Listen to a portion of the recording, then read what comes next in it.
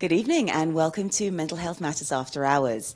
In today's show, we will be talking about sexual well-being and sexual empowerment.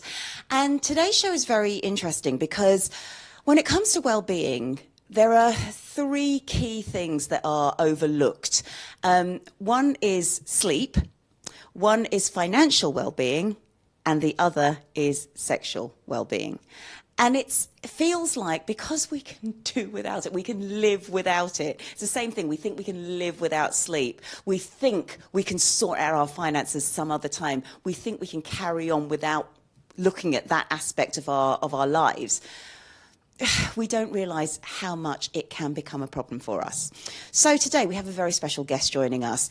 She is known as Miss Crimson Delight, and she is both a burlesque instructor and runs Let's Burlesque and Dance, which teaches instructors to become instructors for burlesque, and in fact it's where I trained as well. So let's head over to the main studio, but before that we will watch Miss Crimson Delight in action.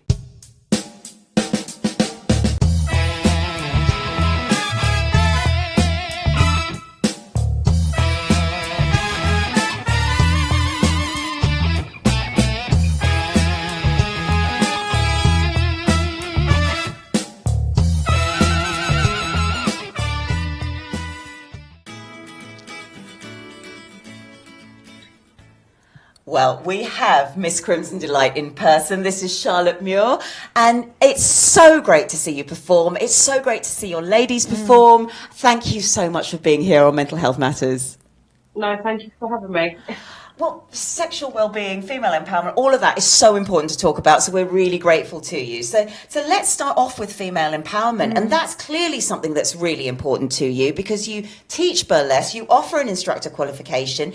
Do you mind sharing a little of your own personal journey to embracing that power of sex, sensuality, and empowerment through burlesque? I've always admired burlesque dance, even from when I was a teenager, because you know, the most famous one that we have of our generation at the moment is Dita Fontees, yes. And she has been going for 30 plus years. Yes. Whenever somebody comes to me and says, I'm too old to do that, I'm like, no, the Queen of Burlesque herself is 53 years old. What are you talking about? Please don't say that word in front of me. So I kind of grew up with admiring her from my teenage years.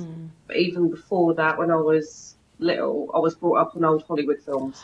So there was always like admired the glitz and glamour of Marilyn Monroe and Rita Hayworth and everybody like that.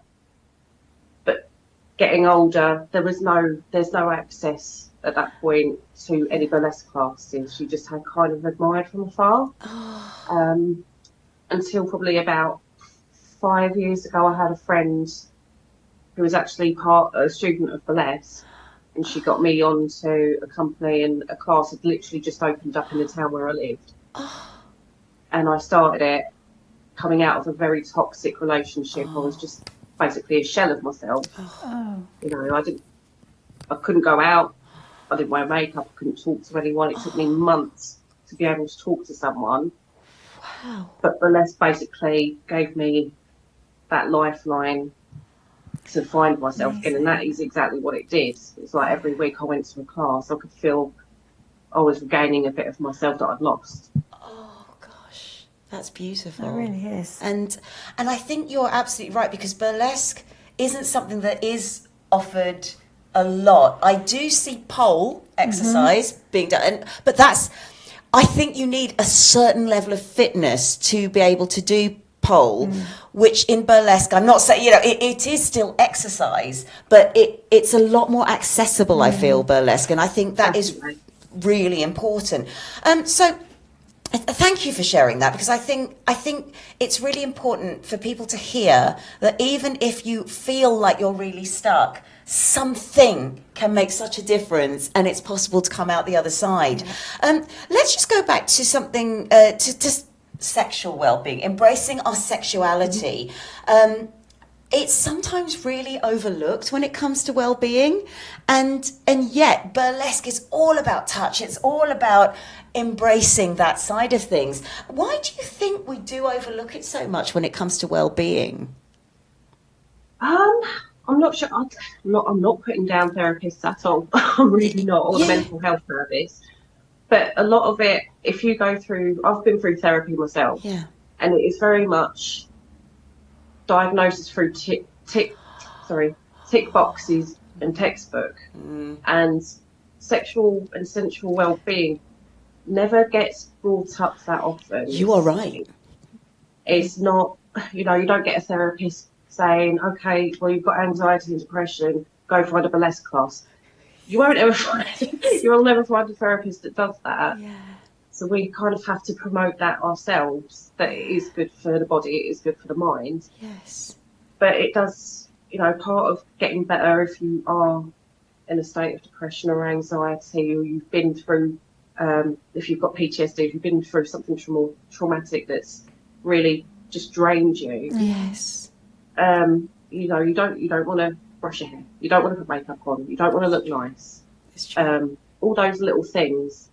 And that is part of your sensual well-being as well. I mean, at home, I would love to just rock out in my tracky bottoms and messy bun, no makeup, baked bean stage, whatever. But if you go out, you want to look nice, present to the world, I'm me, I am this person. That comes from the sensual well-being side of it, and matches in with the mental well-being side of it, because they both need each other for you to feel and present yourself like that. I agree, and just listening to you talk, I think that is something which actually women do need to be told sometimes. Go and find a burlesque class. Because I agree.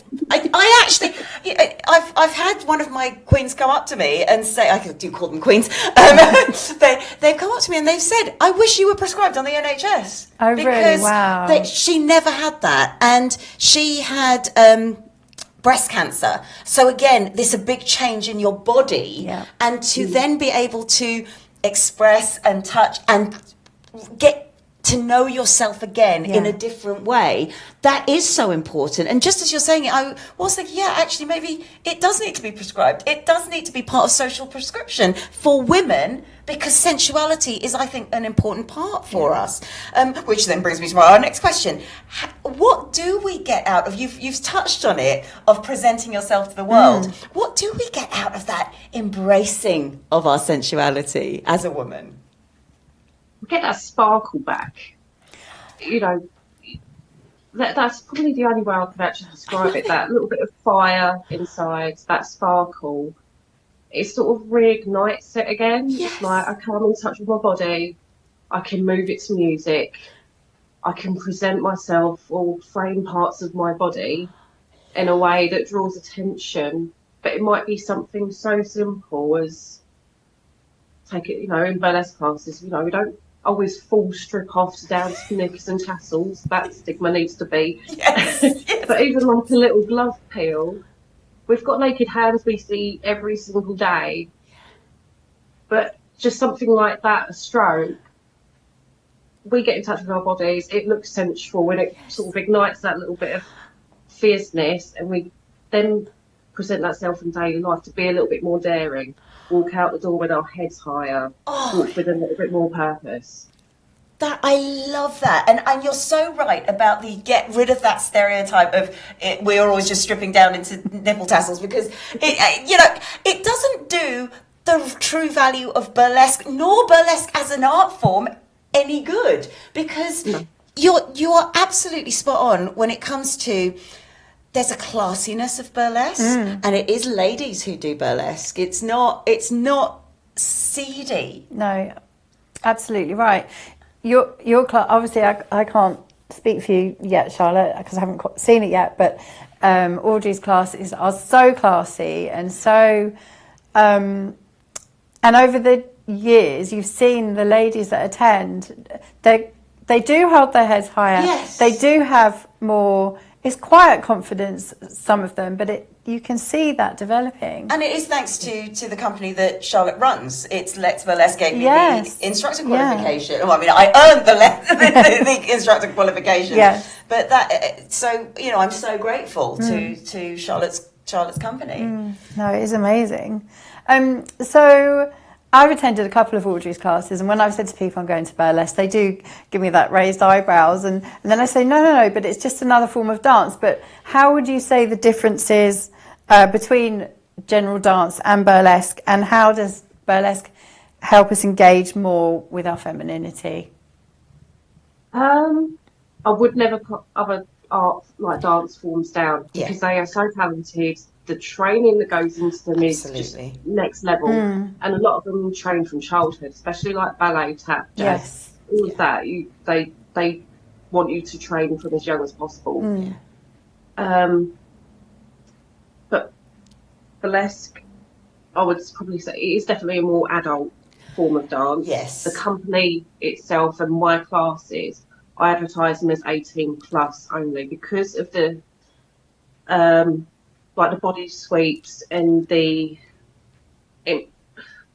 what we might insinuate through dance. I wouldn't feel comfortable teaching an under 18. I wouldn't want a mum to come to me absolutely raging either.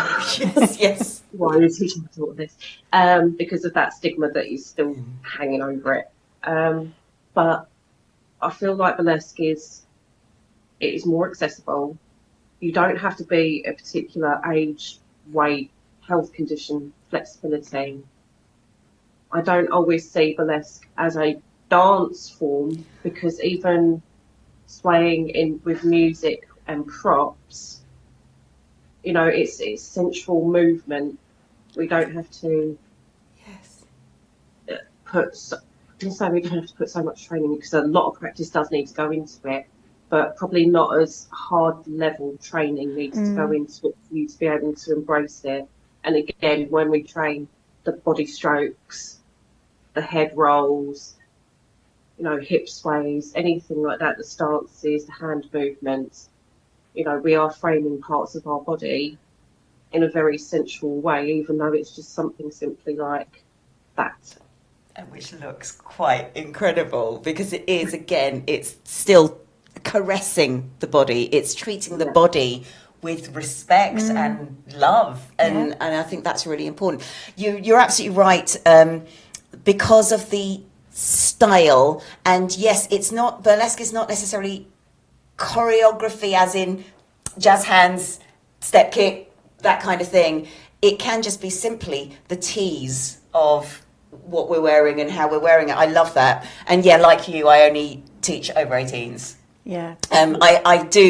I will do a child-friendly class, which is cheerleadery. It's very different. We don't use the same terminology, but that's a dance class.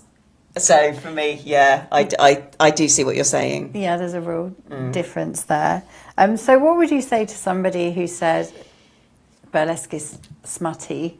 I hate that. Which you know, people have said when I've said I've done burlesque, they're horrified and oh no.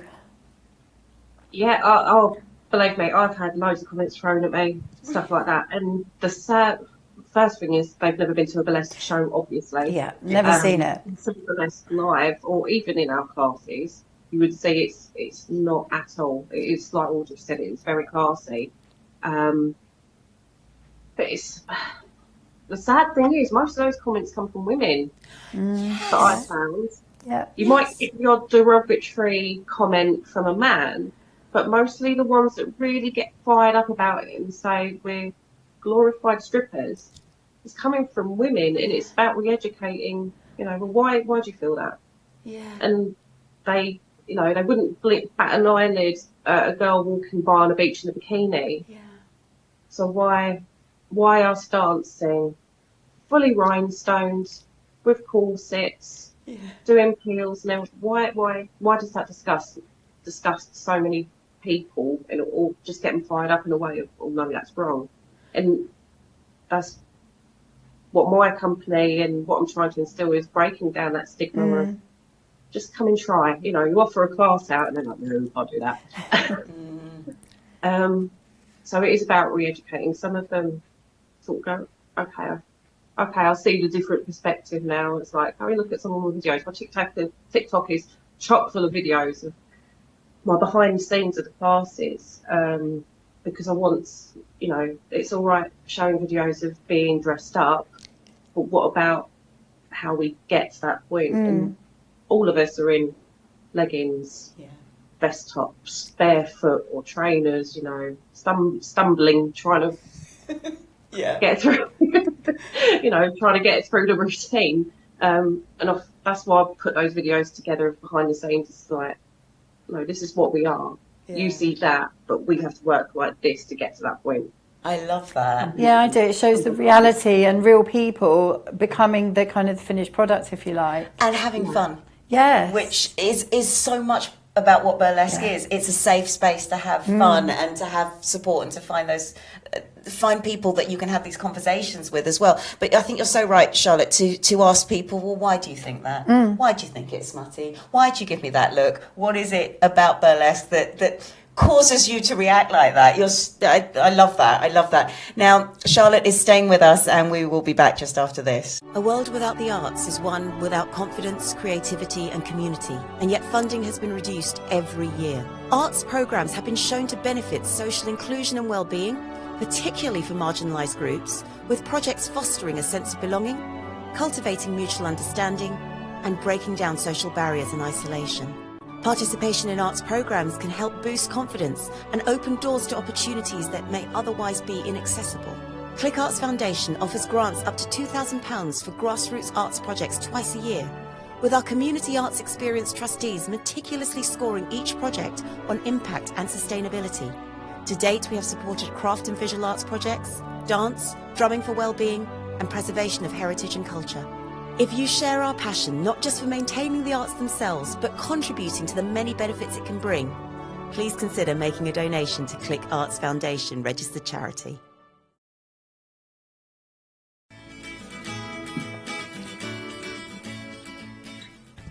Welcome back to Mental Health Matters After Hours. We have burlesque instructor and performer Miss Crimson Delight, also known as Charlotte Muir, with us today, and we are talking about the empowerment, sexuality and sensuality that can be gained through burlesque classes. Now, Charlotte, burlesque, erotic fiction, all of that, they're about fantasy, encouragement and potential in particular. And so why is that so important compared to the usual resilience and reflection for mental health, very clinical kind of, we do this and that's how we become mentally healthy? Why do we actually need to say that fantasy, enjoyment, just what could be, hope even, why are they important narratives that we need to have? Why do we need to bring those in? I feel it's the escapism of it. I'm a mum of two. You know, I've got a toddler who drives me absolutely insane most of the time, and I've got a preteen who gives me attitude every single day. You know, we have like our day jobs, parenting, you know, cook, clean and everything, and that is our day to day. Going to the classes and burlesque in that fantasy is the escapism to be us, or be whatever we want to be, especially when we do the dress up. It's like, okay, I love this song, how do I want to dress up to this? Yes. And it gives us that little bit of freedom as well from daily life. It's a kind of like an alter ego, slightly different personality, or something that was a personality that's been buried for a very long time, and you just get to let it out every so often. Yes. So I do think that's important, that we have those little escapisms, not just for our mental well-being, definitely for my sanity anyway. Yeah. But I do feel those are important, just to have those little bits we can go to every time we break out a boa, or, you know, the difference is we dance across our kitchen slightly different, anything like that. I think that's really lovely, because I come from that very clinical mental health side, which is just, you know, we think about it, we ask ourselves why we did it, we journal about it, and then we move. But escapism is something that actually not only is really important, but can be really therapeutic, because even asking someone, so what is your fantasy character? You can learn so much about somebody, and that gives people permission to release an aspect of themselves that maybe they have repressed or kept hidden. So sort of on that note, Charlotte, your burlesque name is Miss Crimson Delight, and that's lovely. And I think it's really important for to have burlesque names, actually, as part of the whole burlesque experience. So why for you is that other personality, is Miss Crimson Delight so important to you and to your performance? Like I said before, it's like an alter ego, or like you said, like a repressed personality that it's been in there. It could be, you know, when you get into an argument and you think of a comeback when you're halfway out the door and you're like, ah. It's stuff like that that presents immediately. It's like, my name came from Miss because I'm not married, Crimson, yeah. And then Delight. I was a very moody teenager. People would say, I was like, no, I'm a Delight. I'm an absolute Delight. I wouldn't snarl at people. So it was like, they were little bits of, they're all little bits of me just kind of mashed into my name, and that I could be a little bit more fiery. I can bring that to performance. I can be a bit, you know, snooty if I wanted to, a little bit diva-ish. Am I like that in everyday to-day life? No, I'm not. But on stage, I get to amplify that. And I do tell my girl, like teach my girls as well, that if you're going to have a burlesque name, make it personal to you. And whatever personality you want to bring to it, you know, build your persona. And that is a big part of it. The name is a massive part of the persona, which kind of just glues it all together. And that's how you present yourself. You're not a diva in real life, but you can be as much of a diva as you want on stage or in the class or in front of a camera.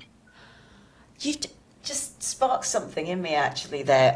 This term, we're focusing on the T's of striptease. And so I think you're absolutely right. I've not been tapping into the burlesque names enough. And a few of the girls have been asking me about performance and confidence. And it isn't about something that you can necessarily teach. It's something that has to come from within. But I think just listening to you talk, getting people to reconnect with their chosen name, I think that's going to be a really good way in. So thank you for that. That's helped me immediately. It's a really good point as well, because it's almost like putting on a hat and just becoming a more confident, you know, louder, whatever you want to be, version of yourself. Yes, and that's the performance that comes out. Yeah, yeah, I love that. Very helpful. What are your favourite types of burlesque dance? What do you like? How do you like to dance? There are so many subgenres of burlesque. It's insane. And there are new new genres of it coming out all the time. You've got the classic, really? Which is, you know, they're inspired by the original, like from decades ago, like Tempest Storm and Dorian Dennis and stuff like that. The very, very classy burlesque dancers where they didn't dance, they just moved, but they moved in such a way it was kind of mesmerising. And they did put the foundations together for tease and strip and anything like that, to jazz music and everything. And they really do inspire me, especially the classic burlesque. But then you jump to closer to this age, like this day and age, and you've got neo burlesque. So you've got more upbeat. The props would be stuff like poi and flow arts and silk fans and everything like that. So and I absolutely love that, because again, it is mesmerising and trying to train yourself into doing them as well. It's like there is a lot more technicality to that, and I absolutely love it. Like I said, I was a teenage moody goth, so I absolutely, my heart goes to Burlesque as well, which is the much darker, creepier, stranger, you know, very almost dominatrix kind of style of burlesque. Like I am in control. Watch me as I'm in control. That sort of thing. Yes. That's a really eclectic mix of your favourite dance styles there. Really eclectic. And I can see how each can pull out a different aspect of someone's personality as well. Yes. I love that. Yeah. That's I will explore some of those a bit more, actually. As I say, I'm exploring the T's at the moment. So, it's great. Yeah. And do you have men join your class? I don't have them, and I would love to have men join my class. I for some reason, they're not very forthcoming in my area. But I would I'm open to it. We are an LGBTQIA plus friendly company as well. So even somebody from the community who identifies as male or male from birth, please come and join us. I would absolutely love it. They're just not very forthcoming for some reason, but I am open to it.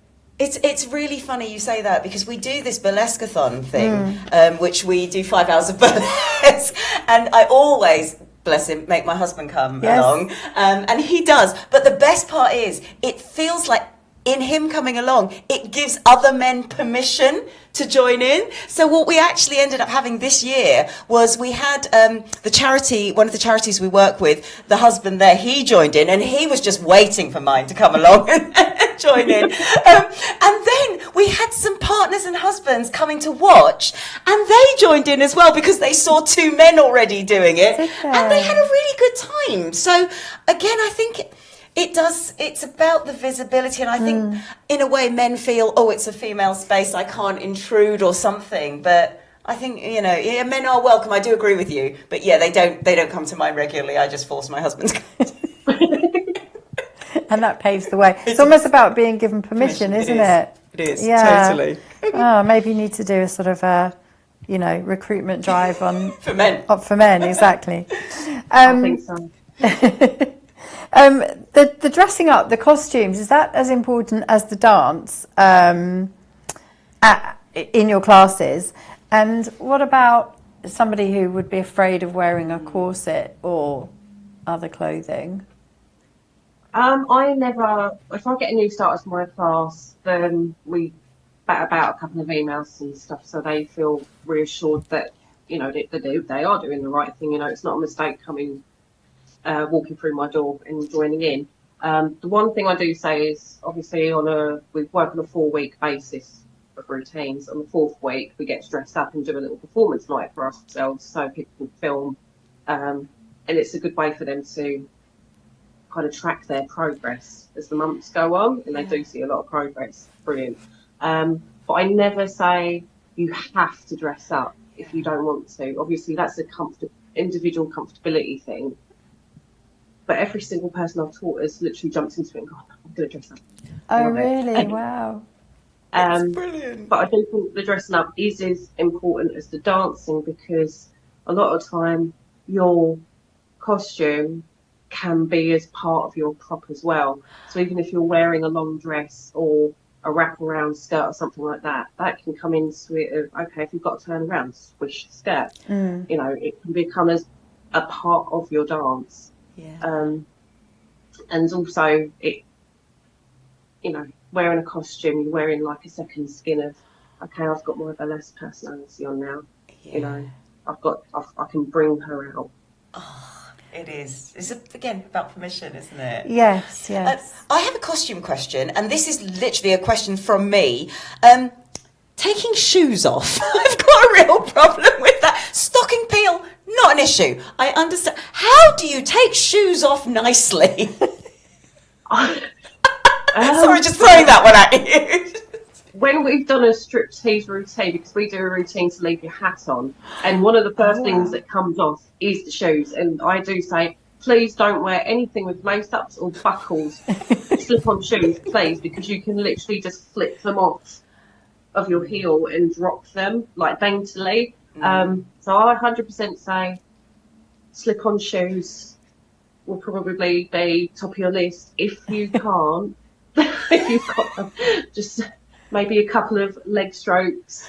Sorry, I'm going to put my foot up now. Yeah. But like that, as you pick. Love. And then just slowly slide it up the hill and drop it off that way. Obviously, it takes a little bit longer than flick. I love, because it's always been one of those things where I kind of think we were going to do something with stockings and that's going to work really nicely. I would really like them in heels to start with, but how on earth do we get to the point of the stocking when you've got this shoe to navigate? Brilliant. I love it. I love it. One of the questions I would not have thought of asking. Click the heel and off you go. Love it. Oh my goodness. We are keeping you, Miss Crimson Delight, or Charlotte Muir, and we'll be back just after this.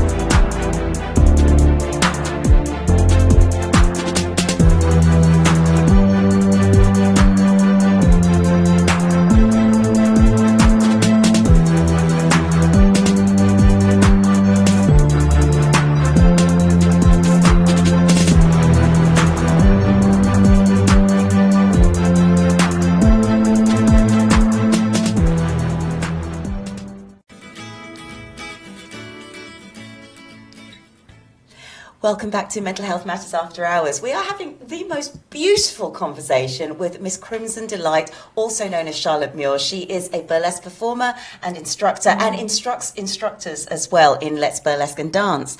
And we've been talking about the sexual empowerment, the sensual freedom that burlesque can bring.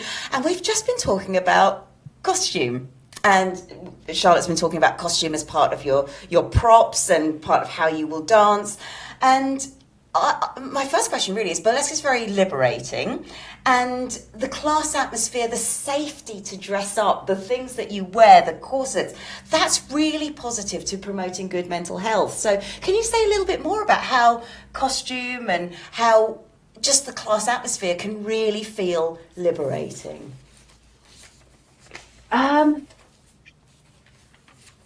Sorry, just lost me.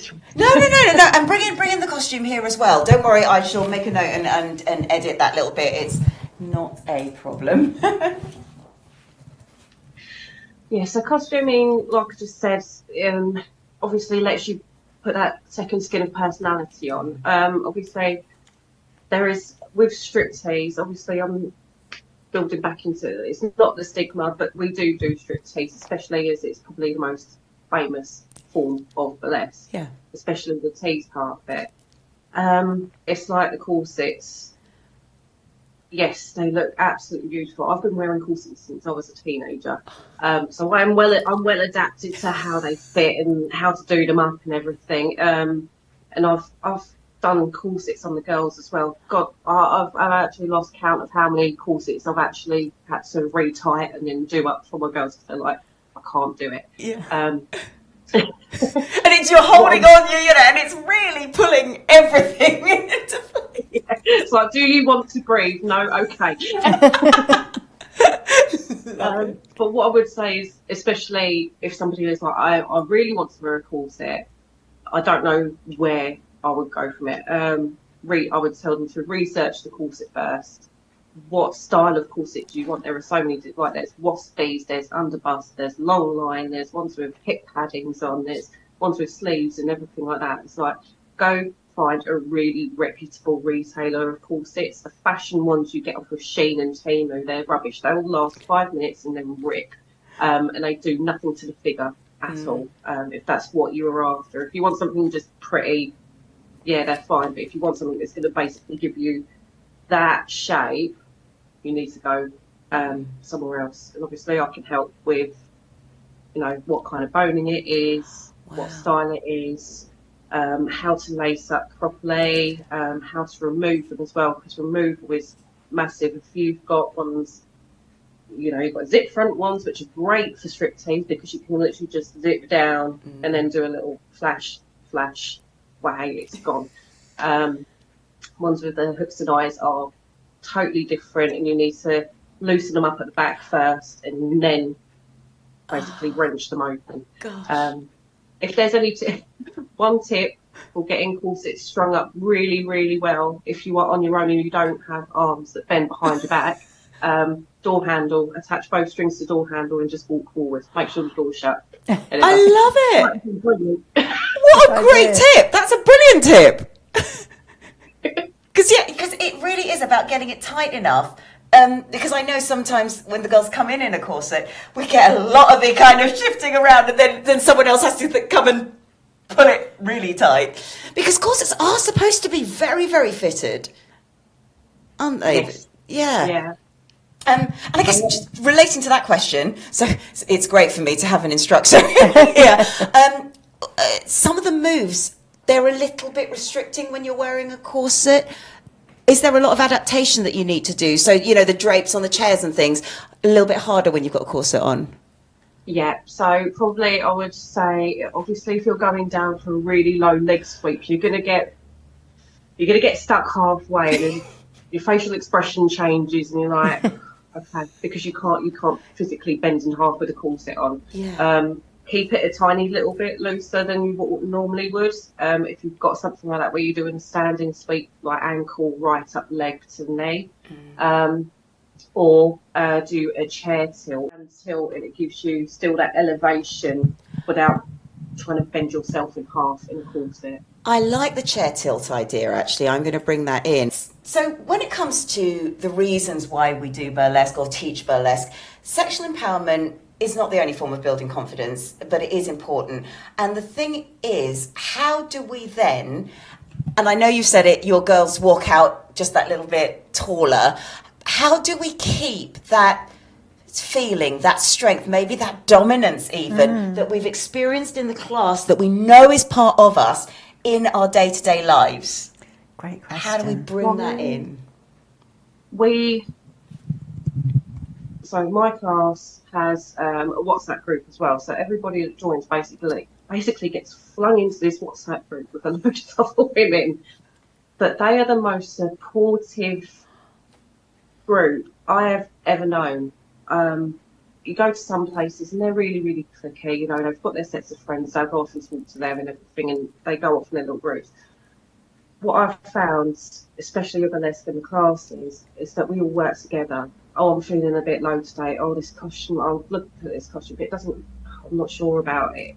Send the pictures in and we're like, you look amazing. Oh my God, you look gorgeous. You look like an absolute goddess, you know, or my heel's just broke and has anybody got a pair of size 60s, blah, blah, blah, blah. Yep, I've got a pair. I'll bring them with me to the next class. And that is what I'm so glad we've created, is this kind of little community spirit. And I'm hoping that, you know, every burlesque class out there is like that, that we just support each other mentally. I've had a bit of a down day today. Okay, don't worry, we'll talk about it. Do you want to meet up for a coffee? Yeah, cool. And that does really help. Yeah, I love that. I never thought about that. That's so funny. I'm so happy you've pointed that out, because we have a WhatsApp group. It was started by one of the girls in the group itself, and it is exactly like you say. And I never really thought about that as carrying on the same safe space into the outside world, because I think I'd always just associated it with burlesque. So again, thank you for pointing that out. It's just lovely. It's lovely, isn't it? Because then the confidence that is kind of garnered in the group can then continue on the outside in that way, like you say. Exactly. How lovely. What a lovely community it's fostering. It's very positive. So going back to some of the moves, and you know, you both talked about touch. Why is that, especially self-touch, which you do get in burlesque, why is it so good for our well-being? Do you want to grab your gloves? Okay. Yes, let's do that. So here's one pair of, let me just bring them here. Thank you. And I'm going to just project and keep the mic between my legs for want of a better place to put it. Okay, we have gloves. Okay. So self-touch is hugely important, because obviously you've got a nice costumes piece. Now we see hands naked wandering around in the world every single day. We see them every day. Yeah. But it's hugely because you start to frame, so you can stroke up towards the fingertips, and then comes the peel. So it's just like, take your time. You can either use your mouth to basically clamp it in your teeth, or you can just pull, and then we've got a naked hand, and that comes, and we can still use this as part of a prop. So you can do a polish, or just play with it like that. Yeah. And that is hugely sensual. And all I've done is take a glove off. It's true. It's really true. And it's you're absolutely right. Especially when you just simply put that distinction between this is what we see, and now we're in a class and we see this, and it's really lovely. Very important. I can keep this glove on now. And it's simple. This one isn't something where it's not seedy. It's not seedy, no. It's just part of a costume, isn't it? And like you say, it just makes you feel slightly different. Yeah. You know. Now, whilst we are going to keep you for our Test the Trend segment, Charlotte, because we're going to get you to teach us a couple of other moves, where can we learn more about you, and especially if we're thinking of taking the qualification as the instructor? Okay, so we have the www.burlesqueanddance.com, the actual website. On there, We've got memberships, we've got an entire routine library, so everything, we are in a bit of a change at the moment, so we've got an entirely new routine library coming. It is actually being uploaded as we speak. We've got instructor training on there because the amount of people that might not have a face-to-face class in their area, it is a brilliant way of, okay, they can open up a membership, do a few routines, see if they get the feel of it, that they'll be able to teach other people and bring that positivity, this body positivity, this mental health, this confidence building into their area. They could actually do that. They could foundation that in their area. We've also got all of our socials as well. We're on Facebook, we're on Instagram, we're on TikTok. That's where all our videos go, our advertisements. We've got burlesque and dance on all three of those. There are a few changes coming up though, so if you do follow us on any of those, there will be an announcement next month. It's going to be a huge change. I won't announce it here. Exciting. Well, we're going to keep Charlotte because we're going to go on to Test the Trend.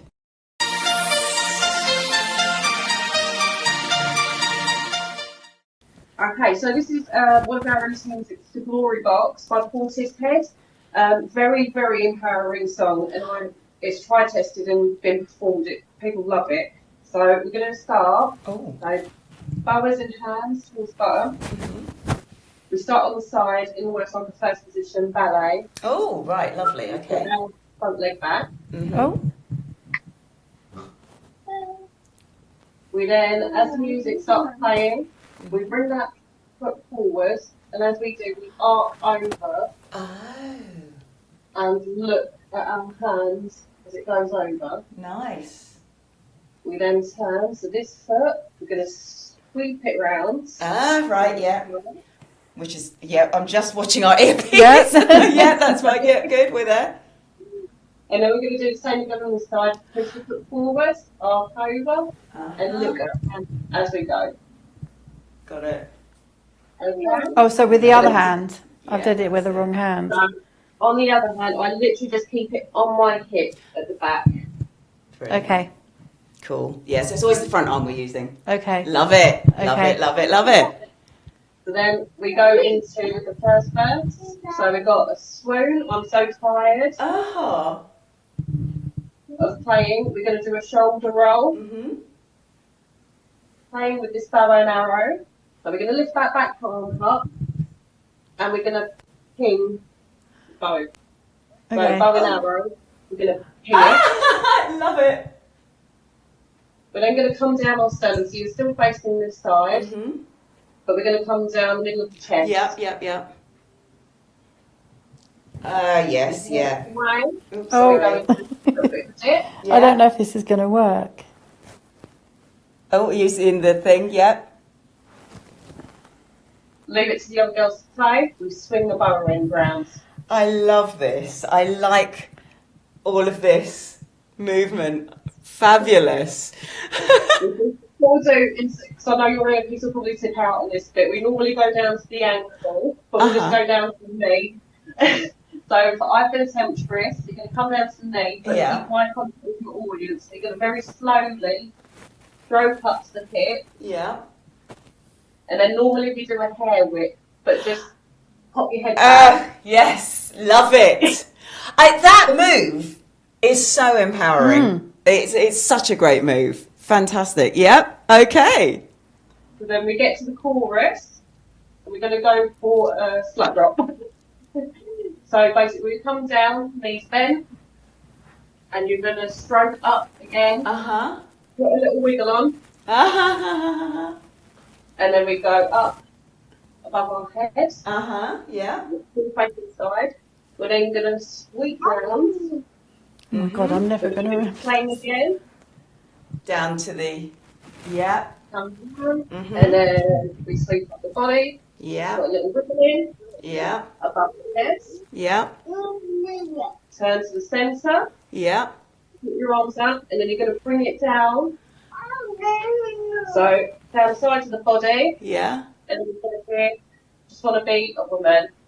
And then come to the knees and you're going to peek them open. I love that. I love how you use the boa with this. Really clever. That's so nice. And so the swinging and all of that is something that I don't use enough of, so it's really good to have that. What I am going to do is, because we probably won't be able to do this with the earpieces, we'll cut to watching you perform this, if that's okay.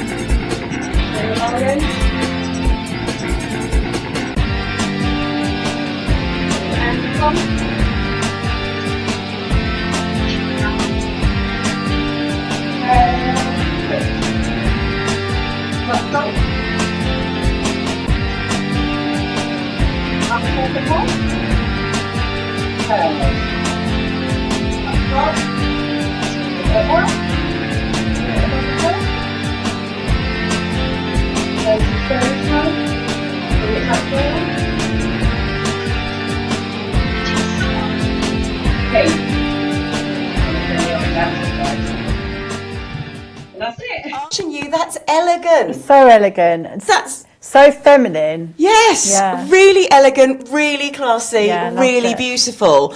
Oh my goodness, Charlotte, thank you so much for this. This has been brilliant, and thank you as well. Hey, oh, I mean, we would love to have you back actually, because we want to learn some more. Learn some more movements and learn some more dancing. We will put your links on the site, on the show notes. And Charlotte, thank you so much, and thank you so much for teaching us as well. Thank you. No problem.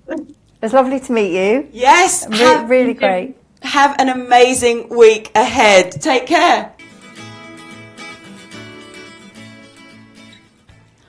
Oh, that was superb, wasn't it? It was such a lovely hour. It was really lovely. It really was. And I just love her manner.